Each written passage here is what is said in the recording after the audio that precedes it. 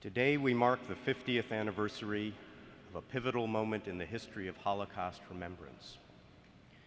Not merely the Eichmann trial, but the searing testimony there of 100 survivors whose words, whose memories echo across the ages from that courtroom a half-century ago to this hallowed space today. Deborah Lipstadt recounts that story in her new book, The Eichmann Trial. Presenting the survivors' testimony was not an obvious decision at the time. Some felt that the testimony would be prejudicial or unnecessary. But prosecutor Gideon Hausner understood its extraordinary power. In his opening statement, he said, "As I stand before you, I do not stand alone. With me in this place and at this hour stand 6 million accusers. But they cannot rise to their feet and point an accusing finger towards the man in the glass dock and cry, 'J'accuse.' Their blood cries out, but their voices are not heard." So Hausner ensured that many voices would be heard. One French survivor told of comforting Jewish children whose parents had been deported. Often crying out in the night for their parents, all they wanted to know was when would they see them again. He tried to reassure them, knowing this was not to be. A Hungarian woman brought to the trial a letter from her husband. He had thrown it from a train, having written on it, "Blessed be the hand which posts this letter." The letter read, "My dear wife and children, I shall bear my fate whatever it may be. I do not want to make you sad, but I would want very much to live in your midst. May God grant that we may be allowed to achieve that." His wish would not be granted. Another recalled seeing his wife and daughter disappear into a massive crowd at Birkenau, recognizing them by his daughter's bright red coat, which got smaller and smaller and then disappeared forever.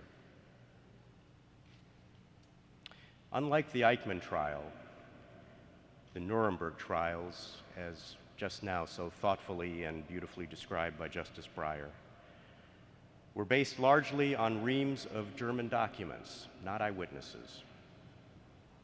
15 years later, when many survivors would take the witness stand in front of Eichmann, they did not speak of bureaucratic statistics, official memoranda, or train schedules. They spoke about lives and deaths. Not of faceless statistics, but of individual souls. Today, by lighting these candles, so do we. Assisting us in our candle lighting will be Manal El-Haq, a member of the inaugural class of the Stephen Tyrone Johns Summer Youth Leadership Program, which was established by the museum in memory of Officer Johns, who died heroically in 2009 while protecting museum visitors and staff.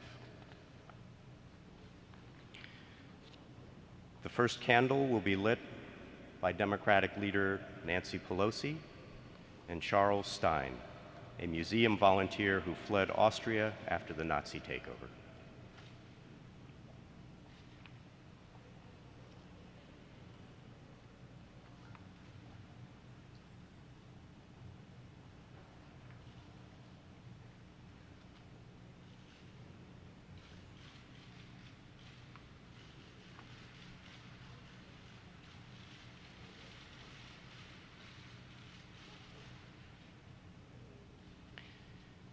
The second candle will be lit by Henry Waxman of California and Munir Sarna, who survived a forced labor camp in Czechoslovakia.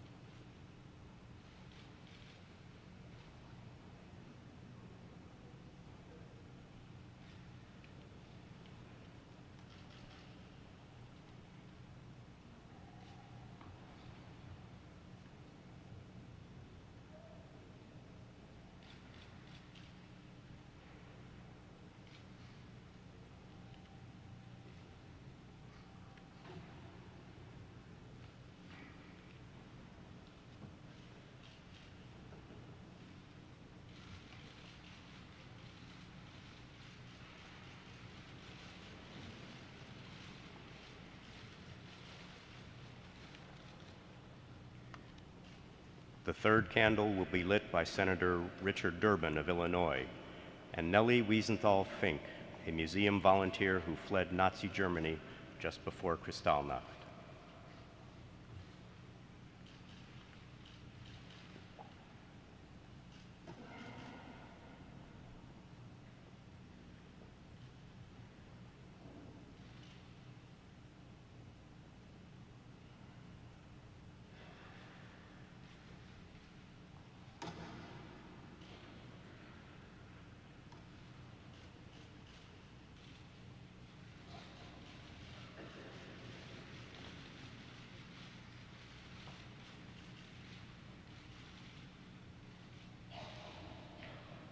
The fourth candle will be lit by Senator Susan Collins of Maine and Simon Braitman, who survived a subcamp of Auschwitz.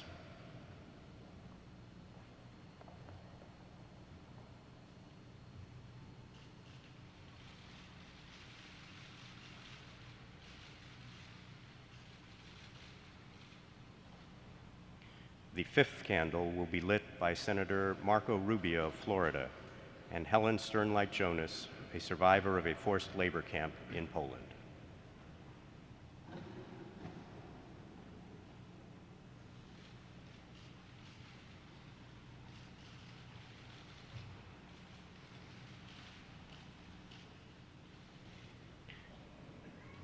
The sixth and final candle will be lit by Senator Joseph Lieberman of Connecticut and William Lowe, a survivor of Auschwitz.